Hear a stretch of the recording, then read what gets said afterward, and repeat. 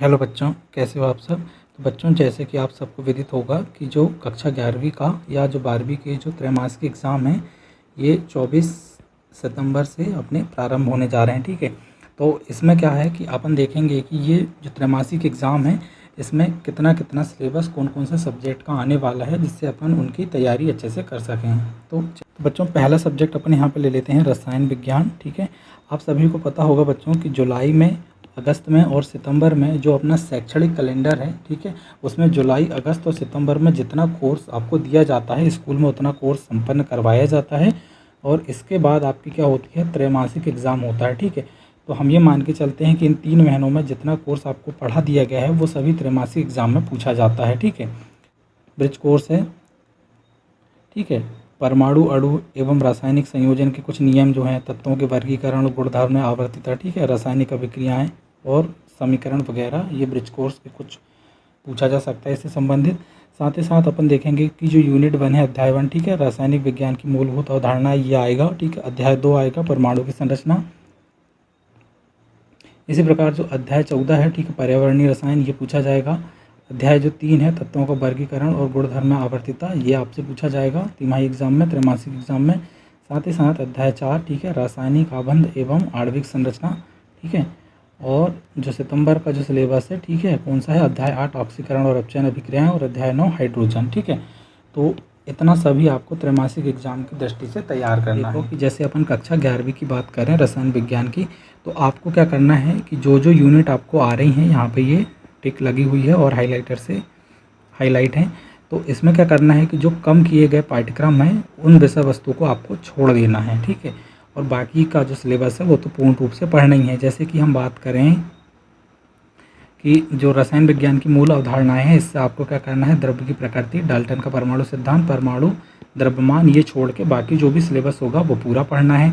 इसी प्रकार परमाणु संरचना में, ठीक है, अब परमाणविक कण, ठीक है, परमाणु मॉडल है, ठीक है, बोर के परमाणु मॉडल का जो विकास में पृष्ठभूमि है, ये छोड़ के बाकी सब पढ़ना है। ठीक है, तो ये जो आपको दिया है, ये हर सब्जेक्ट का आपको दिया होगा। ठीक है, तो उनको क्या है, ये कम किए गए अध्याय हैं, तो इनको छोड़कर जो बाकी का सिलेबस है आपके स्कूल में पढ़ाया गया है वो आपको पूरा पढ़ना है।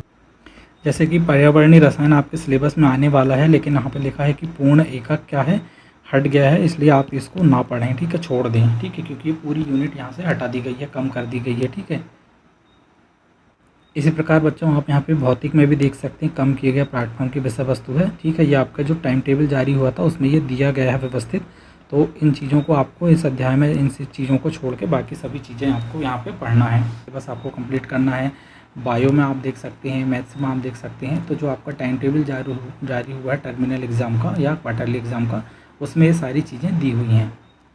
अब बच्चों सेकंड सब्जेक्ट अपन लेते हैं भौतिक शास्त्र या फिजिक्स। ठीक है, इनमें भी अपन देखेंगे जुलाई, अगस्त और सितंबर में जो जो संपन्न हो गया है, ठीक है, वो सब त्रैमासिक एग्जाम में पूछा जाएगा। ठीक है, जैसे अपन ने ब्रिज कोर्स में अपन ने गति और समय, ठीक, बल, दाब, ठीक है, और बल गति के नियम है, कार्य एवं ऊर्जा, गुरुत्वाकर्षण बल, ठीक है, दाब, ठीक है, ऊष्मा, ये सब पढ़ चुके हैं। ठीक है, अब अपन यहाँ पे देखते हैं कि जो अध्याय 1 है, ठीक है, भौतिक जगत, ये आपका पूछा जाएगा। साथ ही साथ अध्याय 2 मात्रक और मापन, ये आपके त्रैमासिक एग्जाम में आएगा। अध्याय 3 आएगा, ठीक है, सरल रेखा में गति, ठीक है, अध्याय 4 आएगा, ठीक है, समतल में गति, और अध्याय 5 है गति के नियम। ठीक है, ये सभी कुछ पूछा जाएगा। साथ ही साथ जो सितंबर में आपकी यूनिट हुई है कार्य, ऊर्जा और शक्ति, ये भी पूछा जाएगा। ठीक है,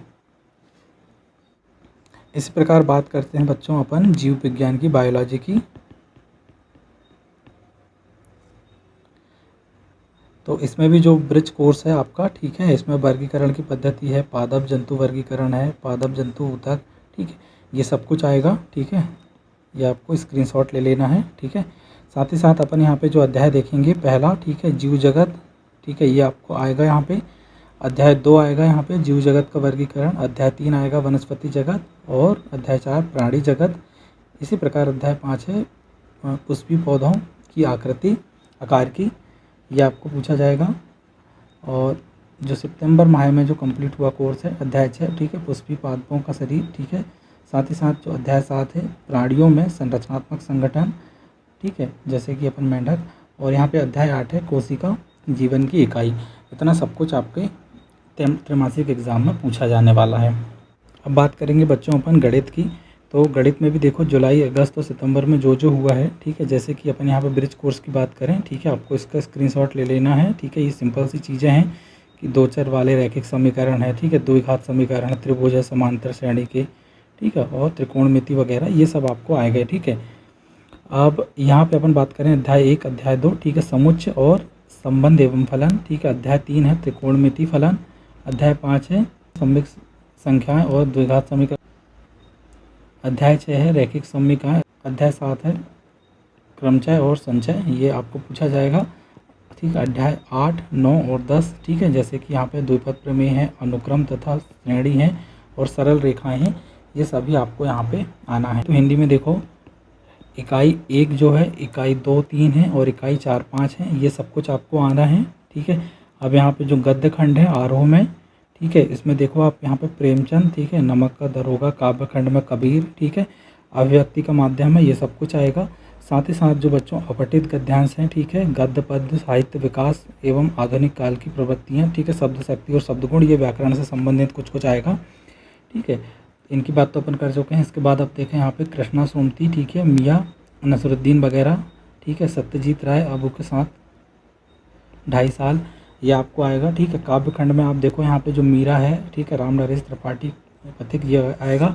फिर जो आपकी जो वितान वन होगी, ठीक है, इससे आएगा यहाँ पे क्या है, भारतीय गायिकाओं में बेजोड़ कौन है, लता मंगेशकर है, कुमार गंधर्व है, ठीक है, अभिव्यक्ति और माध्यम, ठीक है। इसके बाद यहाँ पे जो नॉर्मल चीज़ें हैं जैसे पत्रकारिता के विविध आयाम, ठीक है, व्याकरण वगैरह आएगी, भाषा एवं उसके प्रकार, छंद परिचय एवं प्रकार, ठीक है।